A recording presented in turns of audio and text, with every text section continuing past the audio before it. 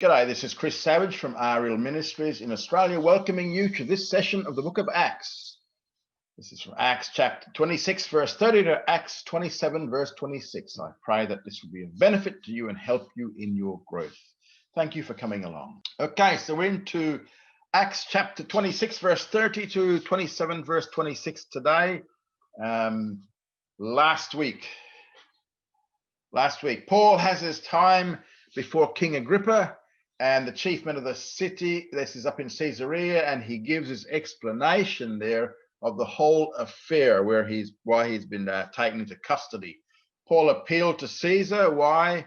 Because Festus wanted to send him to Jerusalem, even though Festus found him innocent of any crime, but bowing to the pressure of the Sanhedrin, Festus wanted to send him down to Jerusalem to appear before the Sanhedrin down there. But Paul won't have a bar of that, so Paul appeals to Caesar, and now to Caesar Paul must go. Problem is that Festus has no charge to send to Caesar, and so King Agrippa is now in Caesarea. Paul's before King Agrippa, and Festus is hoping that King Agrippa, being king, can come up with a charge so that he can send so that Festus can send Paul to Rome with a charge. Otherwise, Festus will look pretty stupid sending Paul to Rome with no charge. Now, Paul has nothing to defend. He has nothing to defend himself for, so he has no charges to answer for, but he has the opportunity to witness before a king about his life prior to Jesus and about his conversion. Now, remember, the Lord told him that he was going to, and the Lord also told his disciples that they were going to be able to speak before kings. And so here we have Paul, speaking before a king here now. So Paul has nothing to defend, so he's going to present the gospel. Now, as in telling about his past life, he was a Pharisee, grew up a Pharisee. He was actually the chief persecutor of the Christians, sent by the Sanhedrin, no less, to go on a search and destroy mission, search out the Christians, these people of the way, bring them back and let's deal with them.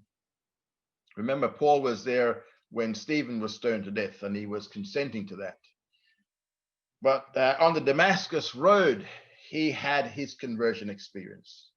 And what we have there, we had the Shekinah glory, light of the Lord, and we had this voice from heaven speaking to him. So he had his conversion experience there. So Paul, he gives his testimony, and now he presents the gospel before King Agrippa and Bernice and all the chief men of the city and the chiliarchs. And here he challenges Agrippa, who knows about these things, because Agrippa is knowledgeable in Judaism, a nominal Jew, and what Paul is saying, he knows that what Paul is saying is true. And Paul puts Agrippa on the spot, and he says, "Come on," he says, "I know you believe these things, virtually. What are you going to do about it?" And Agrippa didn't like that. He didn't like being put on the spot. He was a bit convicted, so he says, "Right," he says, "I've had enough of this, and let's end this meeting." And that's where we are now. Okay. So in verses 30 to 32 of chapter 26, we have the verdict of this meeting that was convened. The king rose up, that's Agrippa, and the governor and Bernice, and they that sat with them. And when they had withdrawn, they spoke one to another, saying, "This man does nothing worthy of death or of bonds." And Agrippa said unto Festus, "This man might have been set at liberty if he had not appealed unto Caesar." So we have the conclusion of the hearing where Paul was before this council. When the king rises up, by rising up, Agrippa signaled, "Listen, the meeting's now ended. We're finished with this meeting. I don't want to hear no more. I don't want to hear any more about Jesus. I don't want to hear any more about his resurrection, all those things." And then the governor, who was Festus, he follows Agrippa's lead, and Bernice. Remember, Bernice is actually it's Agrippa's wife, but it's also his sister. She also gets up. And those who sat with him, the chiliarchs and the principal men of the city of Caesarea, all get up, finished. Now, in verse 31, they get outside. When they had withdrawn outside, we have their verdict. They withdraw outside where they were just meeting. So they're in the council room. They have a bit of a conflab together, consultation together. They speak to one another, and in the Greek it describes here the conversation as being somewhat eager and somewhat lively in light over Paul's speech. And the verdict here was that Paul had done nothing at all worthy of death or chains. He's completely innocent. And once again, what we have here is that there is a clear declaration of innocence before Roman authorities. Again, it becomes evident here that Festus should have released him long before this. So Paul had made his appearance before governors and kings, very much in fulfillment of the Lord's words. Now, this is the 5th time that Paul's innocence has been declared. First, back by the Pharisees, back in chapter 23, verse 9, when he said, hey, it's about the resurrection. Pharisees believed the resurrection, Sadducees didn't. So the Pharisees took Paul aside. So the first time he was declared innocent was by the Pharisees back in chapter 23, verse 9. Then the Roman captain Lysias in 23, verse 29. Then twice by Governor Festus in 25, verse 18 and 25, verse 25. And in a private conversation with Festus, Agrippa went even further. And he says, listen, he says, if Paul had not made his appeal to Caesar, we could have released him. And this is what we're going to see in verse 32. So, 5 times he was declared innocent. You think, my gosh, how many more times before they set him free? But he can't be set free because he's got to go to Rome to speak to Caesar. In verse 32, we have the conclusion. And the conclusion is here reached by Agrippa, who speaks to Festus. Now, Agrippa, just like Felix and Festus before him, concluded that Paul was innocent.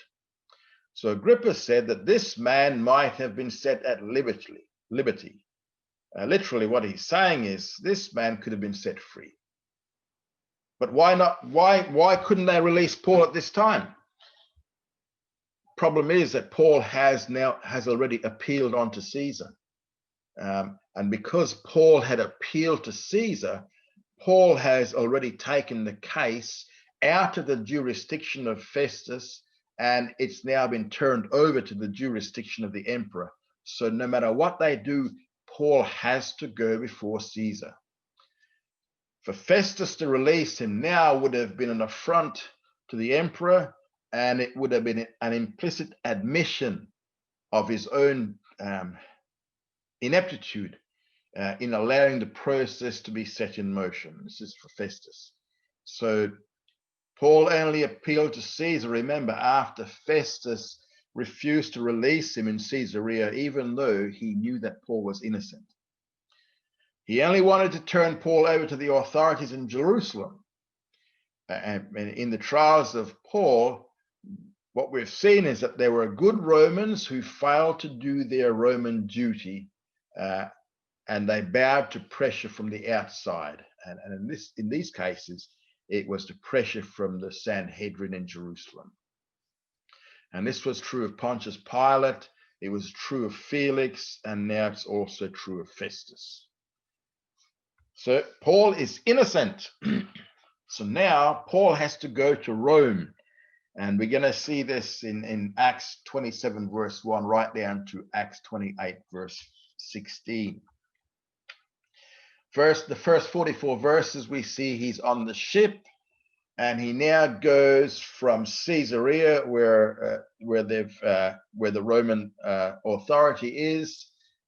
He's now going to go from there to a place called Fair Havens, And we see this in the first 8 verses. And when it was determined that we should sail for Italy, they delivered Paul and certain other prisoners to a centurion named Julius of the Augustan band. And embarking in a ship of Andromitium, which was about to sail on to the places on the coast of Asia, we put to sea. Aristarchus, a Macedonian of Thessalonica, being with us. And the next day we touched at Sidon, and Julius treated Paul kindly and gave him leave to go on to his friends and refresh himself. And putting to sea from thence, we sailed on to the lee of Cyprus, because the winds were contrary. And when we had sailed across the sea which is off Cilicia and Pamphylia, we came to Myra, a city of Lycia. And there the centurion found a ship of Alexandria sailing for Italy, and he put us therein.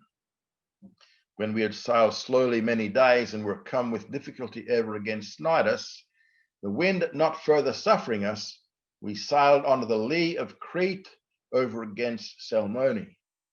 And with difficulty coasting along it, we came onto a certain place called Fair Havens, nigh whereunto was the city of Lasea.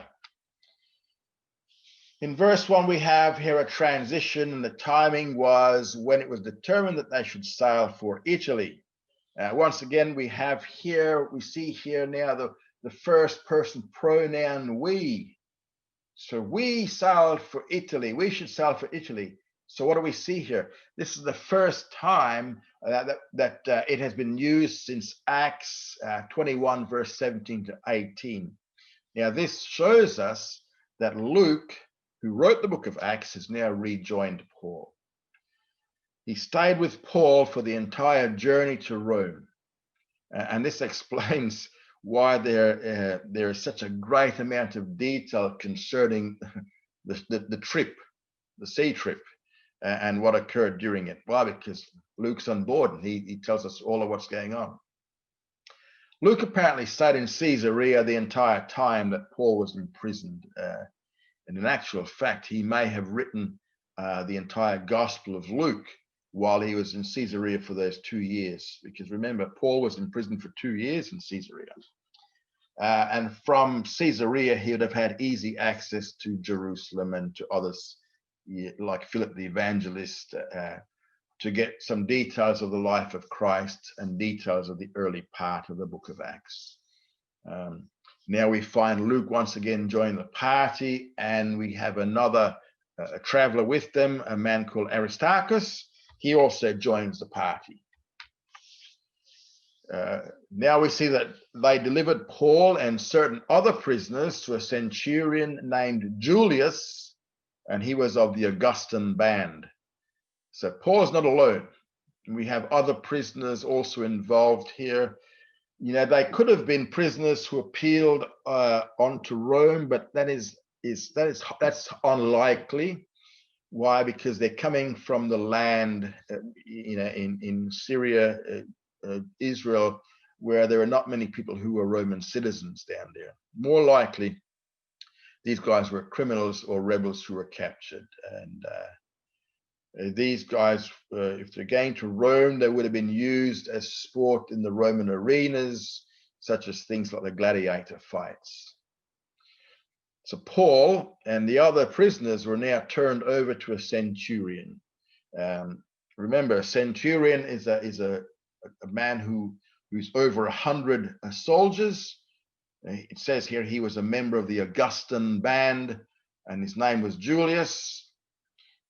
A cohort had 1,000 men with a chiliarch in charge, and there were 10 centurions within each cohort. And these cohorts had names, and this particular cohort was the Augustan cohort.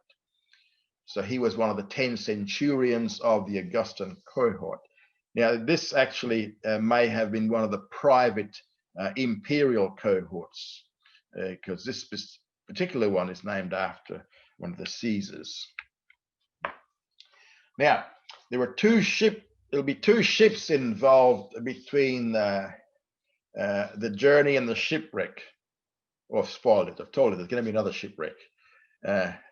And the first ship we see here is involved in the verses 2 to 5, and this first ship takes them from Caesarea to a little place called Myra. And in verse 2, we have the embarkation upon the first ship. And this ship is a ship of Andromitium, which was the home port of this ship. It came out of Andromitium, that's its home port. And that was a port city of Mysia, which is in the northwest corner of Asia Minor, and it's south of Troas. I've given you a bit of a map, although you probably can't see much because it's so small in the PowerPoint. Anyway, the vessel here was a coasting vessel, they call it. It would travel close inshore. It wouldn't be out in open seas. It would just travel close inshore, and it would do the milk run. It would, stop at all the mile run, stop at all the stops along the way, dropping off, picking up. And it was unlikely that it was a vessel bound for Rome. Since it was unlikely that a vessel bound for Rome would be found on the Palestinian coast, Julius, the centurion, probably took this Andromitian ship with the intention of transferring to another ship somewhere with a Roman destination. The ports along southern Asia there offered a good prospect for finding such a vessel. Now, he probably had to settle for this smaller boat because that was the only one available at this time. And it says here, it was about to sail. So, hey, first one out, we'll get onto that one. And it was going to sail to the places on the coast of Asia. This is Asia Minor. So he would have anticipated finding a larger ship heading for Rome. This ship certainly wouldn't go all the way to Rome. It would go back to its home base. So he says we put to sea. Again, Luke's on board. Aristarchus was with them. He was a Macedonian from Thessalonica. He was probably a convert from Paul's Thessalonian ministry. We've seen him twice before in the book of Acts, back in Acts 19:29 and Acts 20, verse 4. Now, Aristarchus evidently accompanied Paul to be his helper, because Aristarchus now stayed with Paul during his time in prison in Rome. And we see this from Colossians chapter 4, verse 10 and Philemon 24. Yeah, in verse 3, they arrive at Sidon. Remember, Sidon's just up the coast from Caesarea. It's north, and they sail just 70 miles up the coast, just a one-day trip. And here we see Julius treating Paul kindly, it says here, treat him kindly. This is the Greek is the word from where we get the English word philanthropic from. How did he treat him kindly? He gave Paul permission to leave the ship for the day. So Paul was able to visit the church of Sidon, and he was able there to refresh himself with the fellowship of the believers. So you remember, Paul was the apostle to the Gentiles, so this church in Sidon was probably more likely founded by Paul anyway. So here we see a centurion being very kindly to them, similar to the one back in 24 verse 3, which you remember in the palace allowed Paul to have liberties, had all his friends coming to visit him while he was, incarcerated in the palace back in Caesarea. Okay. Now, we're going to see the difficulty here of sailing west. Remember, Caesarea is in the east. They got to sail, they got to head west to Italy. Now, it's difficult. It's very difficult sailing from east to west in the Mediterranean Sea, because the prevailing winds blew from the west northwest. So the ships would be sailing into the winds all the time. They'd sail to the east of Cyprus and travel with some difficulty along the southwest coast of Asia Minor and then to the east of Crete. So they're going to go between Cyprus and Asia Minor, hug the coast, and that's the way they're going to travel. Now in verse 4 it says that they went by Cyprus, and putting to sea from thence we sailed on to the lee of Cyprus. So they put out to sea from Sidon, and they headed. They sailed in the lee of Cyprus. What they did was they sailed northeast of the island, closer to the Asia Minor coast, and they passed with Cyprus on the west. And so they continued sailing here to the south coast of Asia Minor. And again, you see Luke, we sailed here, Luke's here. And the reason they take this route is because the winds were contrary, were against them. The winds passing through here are the Etesian winds, and this is a strong, dry wind off the Aegean Sea. And these winds were blowing from their usual direction, the northwest, and for that reason, they were not able to sail straight across from Sidon to Patara. Because the winds are contrary to them. They're unable to sail with Cyprus on their right, which had been the most direct route. Instead, they had to sail with Cyprus on their left, and between Cyprus and the coast of Asia Minor. And this gave them some protection from these winds. And this is Luke. Luke's on board, so he's giving us all these details. And in verse 5, they finally arrive at Myra. It says, when we'd sailed across the sea that is off Cilicia and Pamphylia, we came to Myra, a city of Lycia. So they sailed over the sea west, past Cilicia and Pamphylia, came to Myra. This was a city of Lycia. And again, we see Luke here. So it's this is in the southernmost portion of Asia Minor. Today it's known as, I think it's Demre, D-E-M-R-E. Now, it's at this point now where we come to the second ship in verses 6 to 8, which now takes them from Myra to Fair Havens. The centurion found a ship of Alexandria sailing for Italy. Presto, this is the one we want. It's going back to Italy, going back to Rome. Now, this ship was from Alexandria in Egypt, and it was heading west for Italy. Myra, where they are now, Myra was the chief port of the grain fleets that sailed between Rome and Egypt. At this time, remember, Egypt was part of the Roman Empire, and Egypt was the chief granary for Rome. So all their grain, predominantly all their grain, came from Egypt. And Myra was almost directly north of Alexandria, and it was a natural port for vessels sailing under a prevailing westerly wind. This is a common route for grain ships bound for Rome, was evidently from Alexandria to Myra, and from there north of Crete to Sicily. And this was likely the intended route of the Alexandrian ship on which Julius now takes his prisoners on board. So it's an Egyptian grain ship headed for Italy. Now the wheat trade, and this particular ship has wheat. The wheat trade between Alexandria and Rome was one of the highest importance to the Roman economy. Ships for this trade were organized by the Roman Department of State, and the owners of these ships actually received special recognition from the Roman state. And this ship was part of that special wheat fleet, as we're going to learn in verse 38. So this was the largest ship that Julius was searching for. So Luke says that, he put us therein. Grain ships were usually quite large, sometimes in excess of 1,000 tons and over 100 feet in length. So this is a much larger ship than the previous coastal trader. So now this is the second embarkation here. And verse 7 describes a journey.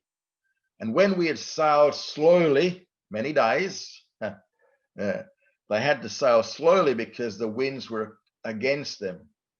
They came with difficulty to Cnidus. Myra to Cnidus is 130 miles. Cnidus was on a peninsula at the southwest tip of Asia Minor, between the islands of Kos and Rhodes, on a what's called the Kirin promontory of Triophium. I know we use these words every day, Triophium and Rhodes and those things. Now, at this point here, the protection from these northwest winds finished. Never protection. They did have some protection, but they now had to make this 130-mile trip with a lot of difficulty, and it took them much longer than normal. It should have been a 2-day trip. That's all. But they were now sailing very slowly and couldn't make any headway west, west is towards Italy. So now they're off course due to the weather conditions. So things start to turn bad here. And then when they pass Cnidus, the wind not further suffering us, what does all that mean? The Greek word for suffering is, we see here, what it's saying here is that they could no longer sail west as they had been doing since leaving Myra. The wind wasn't allowing them any further travel. So they sailed onto the lee, onto the shelter of Crete, and they sailed south along the sheltered east side of Crete. So instead of going to the right of Crete, which would have been the case if they had sailed straight, they now sail southwest, so they're going further away from Italy. And this gave them some protection from the wind here. And they come around the Cape of Salmone, and from there they head south to the southern coast of Crete. You'd love all this if you're a seaman, wouldn't you? And finally, in verse 8, they arrived at Fair Havens. With difficulty along the Cape of Salmone, they proceeded, and with difficulty coasting along, we came onto a certain place called Fair Havens. So the current and winds were against them. And so when it says that they were for coasting, it means that they kept very close to the coastline in their travel to get protection from the wind. And they came to this place called Fair Havens. Fair Havens is a harbor city near the city of Lasea. It's on the south central coast of Crete. This is where the Cretans are in Crete. Today it's known as Kalos Limionas. Kalos Limionas. It's 2 miles east of Cape Matala, and it opens to the east and southeast. That's the harbor. Not a very good winter port, but it would protect them for a time from the winds they were facing. It also mentions here that this port was near the city of Lasea, which was a city of Crete. So we're down in Crete. Now, both Fair Havens and Lasea were towns located on the southern side of Crete, about midway along Crete. And the name Fair Havens can be translated as harbors for protecting ships, or harbors where ships could remain safe. That's Fair Havens. There's that little map I gave you there. You can see Paul heads off from Caesarea to Sidon. He goes along the coast of Asia with Cyprus on his left, comes down past Myra, down past Rhodes, Cape Salmone, down into Crete, and we're now into Fair Havens in Crete. And you can see there's a lot of open water to get across there to Italia. And we're going to meet a storm. So there was a bit of a consultation here at Fair Havens in verse 9. And we have Paul's admonishment. And so there was, they spent much time here at the port waiting for the wind to subside. And it says here, when much time was spent, the voyage was now dangerous. Literally, the voyage being already dangerous. And the Greek word for dangerous here means to be prone to fall. it's a bad time to be traveling. And in those days, and in that section of the world, the dangerous time for sailing on the Mediterranean Sea was from September the 14th to November the 11th. Now, from November the 11th onwards, at that point, all sailing upon the open sea ceased for the winter. The weather was just too bad. And they had now entered into this dangerous period of sailing. So the time here was somewhere between September the 14th and November the 11th. And Luke tells us here, remember, Luke is writing for the Greeks and they want historical accuracy. So he says, the fast was already gone by. The fast. This fast is a Yom Kippur fast, or the fast of the Day of Atonement. And it's a Jewish fast. Being the Day of Atonement fast, it was now late September or perhaps October. If this trip took place in 59 AD, as many believe it did, Yom Kippur in 59 was on October the 5th. So they were well into the dangerous period. Any travel now would be very, very risky indeed. And they had already encountered some pretty bad winds. And Luke simply, Luke here, he simply writes the fast. He doesn't do any explanation of the term. And what this implies here is that he is more likely to be a Jew than a Gentile, because he doesn't bother to explain it. He just says, oh, it's the fast. Everybody knows what the fast is. Every Jew knows what the fast is anyway. Now, Paul admonishes them. He kept on urging the captain and the centurion.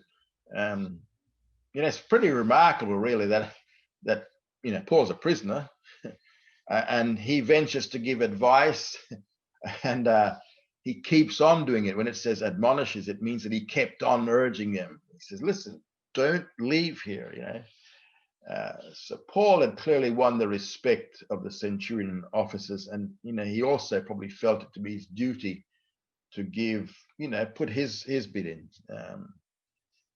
In verse 10, we're told the content of the warning. Paul said unto them, sirs, I perceive that the voyage will be with injury and much loss. So the addressees here were, men, listen, I perceive this. This was not divine revelation, but this was Paul's own personal opinion. And remember, by this time, Paul has had plenty of experience on the ocean.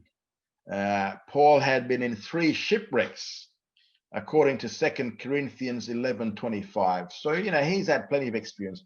He knows what bad weather looks like, and he knows what the outcome of bad weather could be. He knows what to look for by way of danger, and this is exactly what he's seeing. He sees danger here. But alas, they didn't listen to him. And so this is going to be Paul's 4th shipwreck. Paul perceived 5 things here. First of all, he said, listen, the voyage will be with injury. And that's from the elements. Second, the voyage will be with much loss. Third, the cargo will be lost. Fourth, the ship itself will be also lost. And fifth, he says, their lives will also be lost. Now remember, this is Paul's personal opinion. This is not divine revelation. Nevertheless, what we see here is that all of the above things did take place except for the loss of life. And by God's grace, no lives were actually lost. Now, this we'll see later on, the fact that no lives will be lost would be because of divine revelation. We'll see this in verses 22 to 25. So all of what Paul is saying here was his only opinion. And when he later, after this whole incident, when he later gave his opinion, it was taken seriously by Julius. He says, listen, maybe I should listen to you next time. But at this point, it wasn't. And it proved almost disastrous. It proved nearly disastrous for them. So in verse 11, we see Paul's advice was overruled. The centurion gave more heed to the master, as the captain, and to the owner of the ship. the Greek word for captain means to steer. It's the guy who steers it. He's a captain. So the owner of the ship happened to be also on board this ship. So the professionals on board were of another opinion than Paul. They felt that Fair Havens was not suitable for wintering in. So they said, we know of another harbor not far from here, westward on Crete, named Phoenix. So it's about 40 miles away. Yeah, that would be better to winter in. So they're going to head there. So the centurion here gave more weight to the captain and the owner rather than to Paul's advice. And notice here, it's the centurion here who ranked above the captain and the owner. As a military officer, the centurion was responsible for the soldiers, the prisoners, and the cargo of wheat. Why? Because it was a government ship. It was working for the government, and the wheat on board was Roman property. And though the season was not advanced, the centurion probably feared to risk criticism in Rome, for being a little bit timid when the wheat was so much needed in Rome. So the centurion will later on regret this decision anyway. And verse 12, we see their plan. And the reason here was that the haven was not commodious to winter in. It was not suitable for wintering in. It was unfit for winter. That's what the Greek says. It was not a good harbor for the purpose of spending winter on the ship. It was pretty much open to half the compass, which 380 degrees, and it faced eastward. It didn't seem to offer adequate protection from the dangerous east and northeasterly winter winds.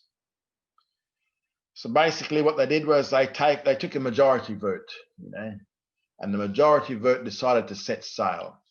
What's their goal? Their goal was to reach a place called Phoenix.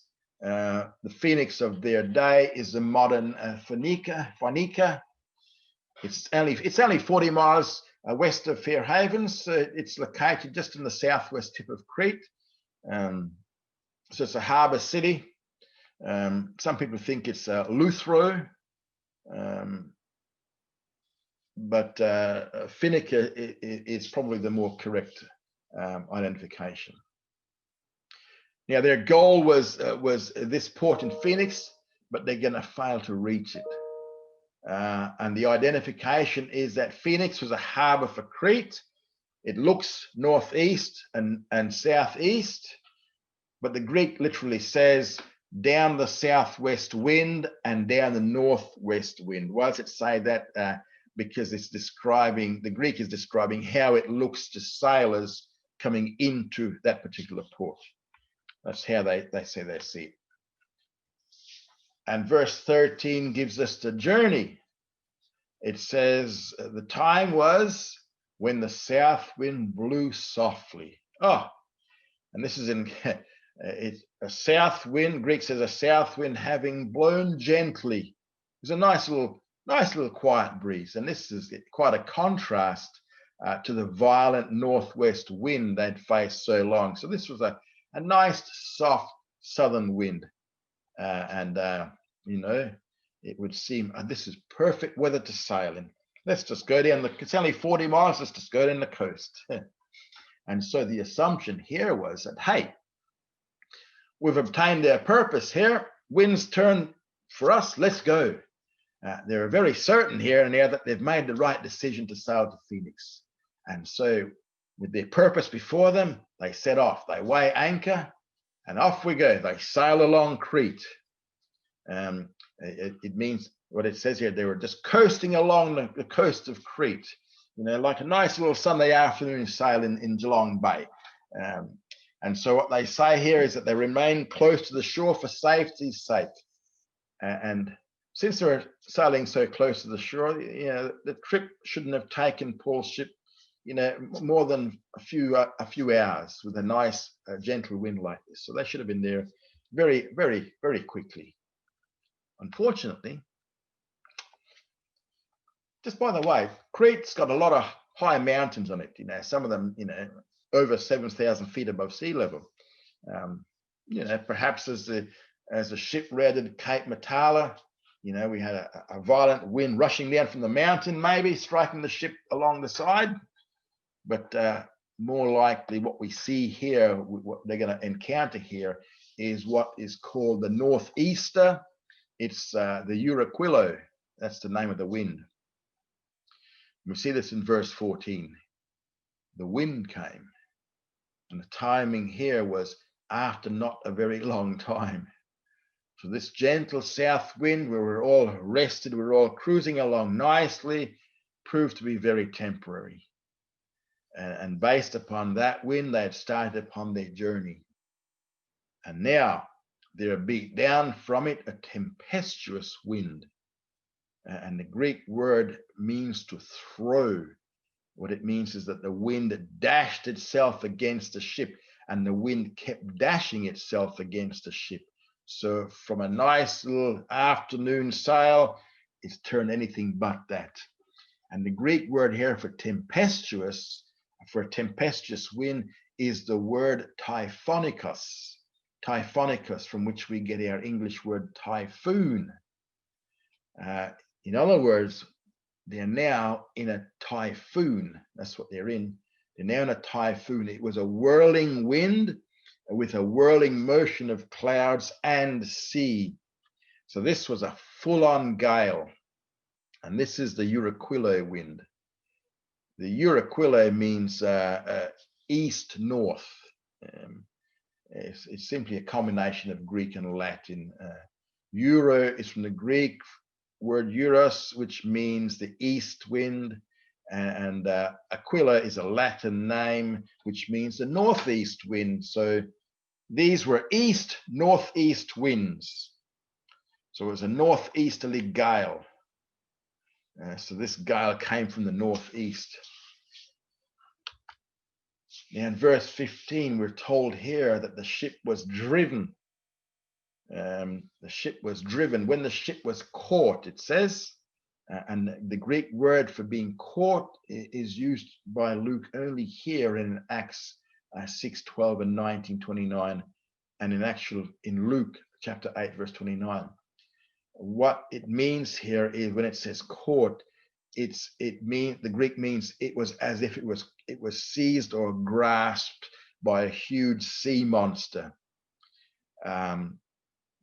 It had no control. It was under the control of the wind. It says the ship could no longer face the wind.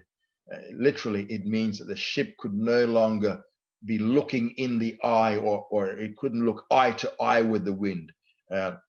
These ancient ships, like this grain carrying ship, they were not built to head into such a violent wind, and there was no way this Alexandrian ship could hold its course for Phoenix. The ship could not face the wind enough to try to steer the ship towards Phoenix because of this this typhoon that they're in. And finally, Luke says that we gave way to the wind and were driven by it. So what we see here is the ship now, they couldn't control it anymore, and it was just the wind. The wind was just driving this ship. It was totally under the wind's control. So helpless before the wind, the ship was carried some 25 miles southeast to a small little island called Cauda, C-A-U-D-A. Cauda, something like that. Verse 16, and running under the lee of a small island called Cauda, we were able with difficulty to secure the boat. What boat are they talking about? So they now come by this island of Cauda. They're under the lee of it, just a bit of shelter of this small island, and the wind drove them here to the southwest of Crete. So this is about 25 miles southeast of Crete, and today this island is known by its Italian name, Gonzo. Now, for the first time here, since the wind started, the sailors were able to take measures to secure the ship. And Luke says here, we were able with difficulty to secure the boat. Again, it means that he and some of the passengers were now helping the crew. And the word for secure here means to master the boat.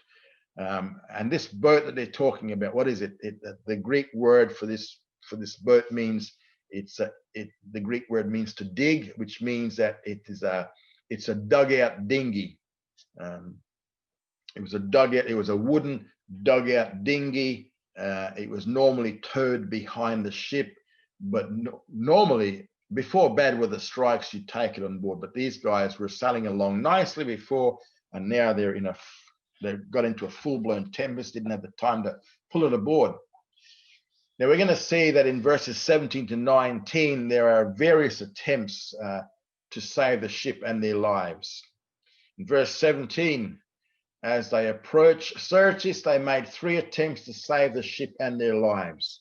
First, the dinghy was brought on board, and when they hoisted it up, they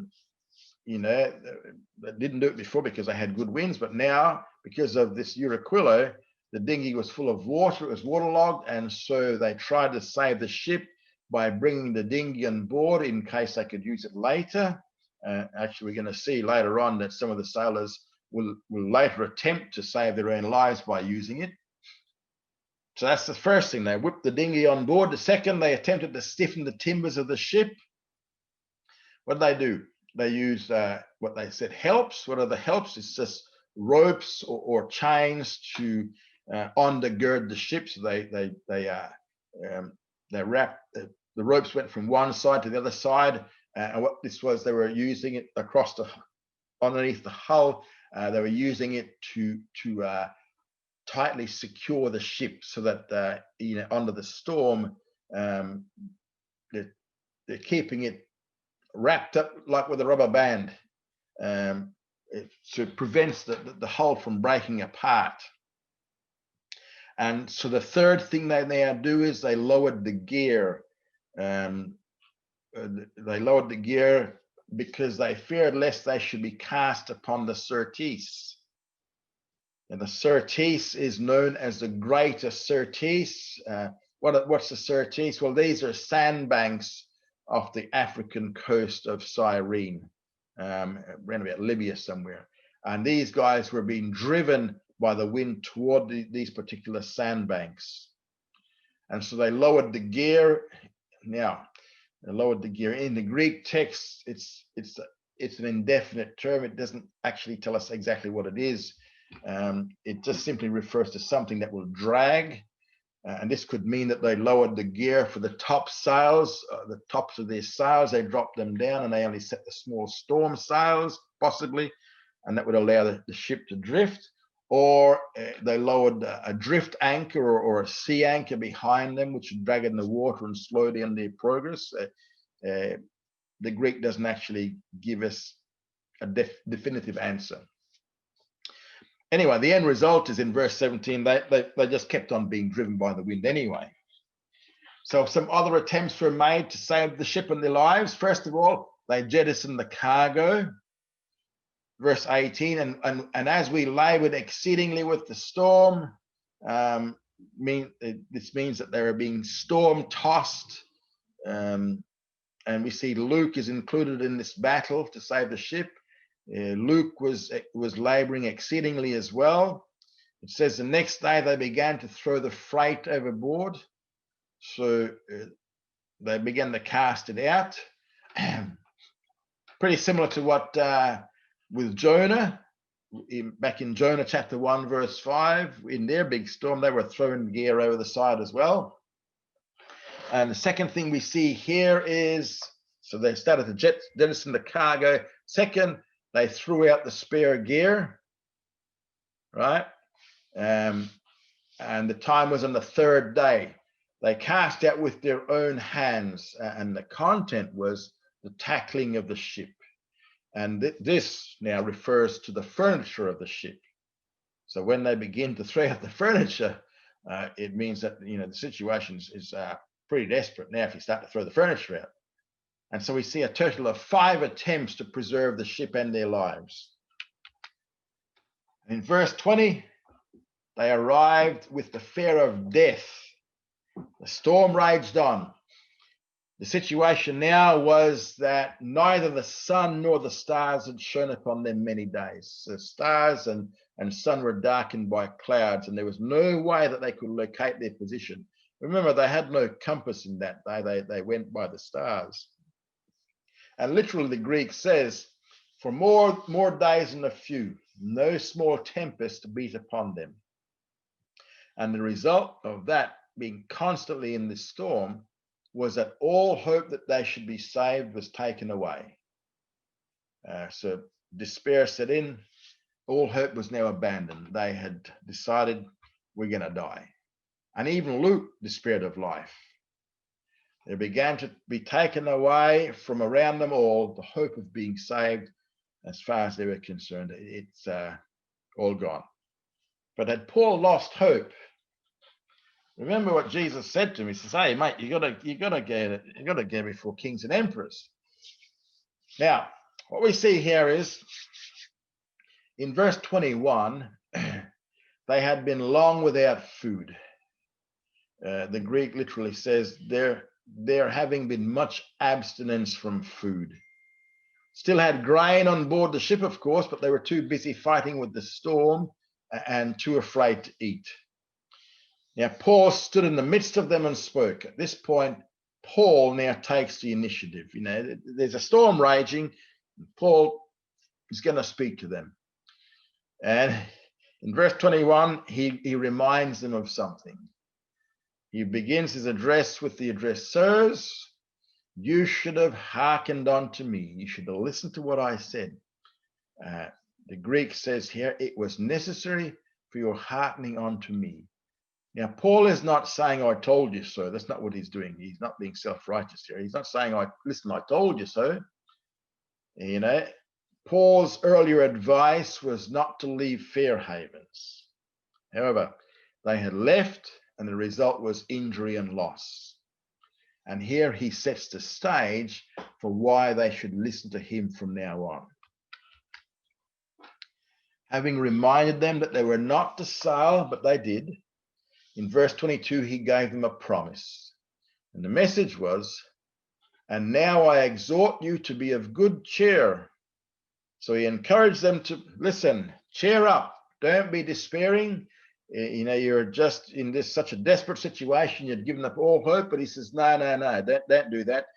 Be of good cheer. And then Paul gives them some good news. And the good news is that there shall be no loss of life among them. That's the good news.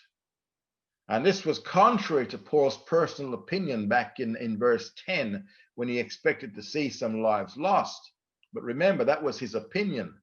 It wasn't divine revelation. But now he possesses divine revelation, and he knows for certain that no lives will be lost. So it means, what it means here, no lives will be thrown away. Bad news is the ship's going to be lost. No lives will be lost, but the ship will be lost. Then he says in verse 23 to 24, he tells them about the divine revelation that he received. He says, "An angel stood by him that night." So he says, you know, this angel stood alongside me. This was an angel of the God. Notice that Paul refers to the God versus the pagan gods. The God to whom I belong. Paul was God's personal property. He was owned by this God. And Paul was also a servant of this God. And Paul's confidence and assurance was a result of this special revelation that came to him through this angel. And the message we see in verse 24 is this encouragement. Paul was told not to fear because he must stand before Caesar. Therefore, for that reason, Paul could not die before this took place. Nothing could happen to Paul as far as his life is concerned until he has stood before Caesar. So he has a promise that he's going to live for at least that long, at least long enough to see Caesar. There's also a promise attached to that. Fear not, Paul, you must stand before Caesar, and lo, God has granted you all them that sail with you. So the promise that because of Paul, all the others will also survive as well. And this divine revelation now corrects Paul's personal opinion in verse 10. The Greek word here for God granting these others comes from the Greek word for grace. What it means here is that this is a gift of grace. So the lives of those sailing with Paul are a gift of grace from God to Paul, and they too will survive this alive. It's a charis gift. It's a charis gift. In verse 25, based upon that special revelation, Paul gives them a word of encouragement. Wherefore, sirs, so in light of the divine revelation, be of good cheer. You'll survive. And then reason is because Paul said is because I believe God. The reason for Paul's own cheerfulness is because he believes God. God is to be believed. God has made a promise to Paul. And Paul says that the result will be, it will be even so as it was spoken unto me. What was he spoken? That they will all survive this crisis. So don't be despairing. That's the good news. Paul had doubtless prayed for his own life and for the lives of all. He was sure that he was to bear his witness in Rome. However, in verse 26 comes the bad news. But we must be cast upon a certain island. The name of the island was not revealed to Paul at this time. However, it was revealed to Paul that they would suffer a shipwreck. And the island in which they would be shipwrecked was Malta. Malta was 476 miles from Cordia, where they were heading, which was only 25 miles away from Fairhavens. And the wind drove them 476 miles off course.